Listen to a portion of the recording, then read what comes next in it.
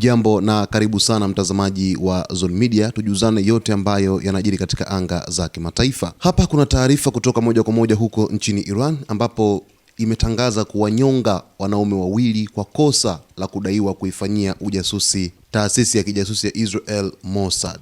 Irani imewanyonga wanaume wawili waliopatikana na hatia ya kuifanyia ujasusi taasisi ya kijasusi ya Israel Mossad baada ya mahakama ya juu ya nchi hiyo kuthibitisha hukumu zao za kifo. Kwa mujibu wa mamlaka ya mahakama ya Iran, waliohukumiwa ni Omid Behzadi na Pouria Safvati, ambao walidaiwa kushirikiana na Mossad kwa kukusanya na kusambaza taarifa nyeti za kiusalama wakati wa vita kati ya Iran na Israel. Mahakama ilisema Behzadi alituma mara kwa mara viwianishi vya maeneo, ramani na taarifa kuhusu vituo vya kijeshi, polisi na usalama kupitia programu za ramani kwa mtandao unaohusishwa na Mossad.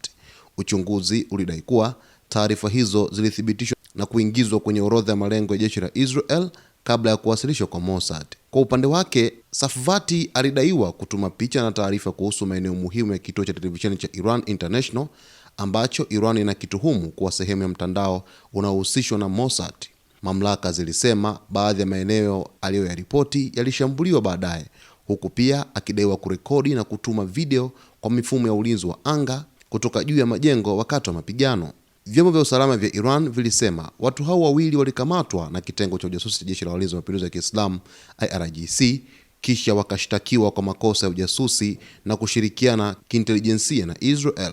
Baada ya kupitia rufaa zao, mahakama ya juu ya Iran ilithibitisha hukumu za kifo ambazo zilitekelezwa mapema Jumatatu. Taarifa ya Irani kuwanyonga wanaume wawili kwa kosa la kudaiwa kuifanyia ujasusi Mossad ni taarifa ambazo zinaelezea jinsi gani ambavyo Jamhuri ya Kiislamu ya Irani inachukua tahadhari kuhusiana na mambo ya usalama katika taifa lao, na wanafanya hivi kwa sababu ya uwepo wa taarifa nyingi na harakati nyingi za ujasusi ambazo zimekuwa zikiendeshwa na taasisi ya kijasusi ya Mossad nchini Israel hapo nchini Iran. Mara kadhaa wamekuwa wakikumbana na ripoti hizi na pia wamekuwa wakikumbana na hali hii ya ujasusi, kwa sababu mataifa haya ni mataifa ambayo yana tafrani kwa kiasi kikubwa sana. Hivyo kutokana na mambo ambayo yamekuwa yakiendelea katika ukanda mzima wa Mashariki ya Kati, basi upelelezi kwa kiasi kikubwa unachukua nafasi ili kuweza kubaini kwa jinsi gani upande mmoja unaweza kuhatarisha usalama wa upande mwingine. Hapa nikizungumzia Irani pamoja na Israel.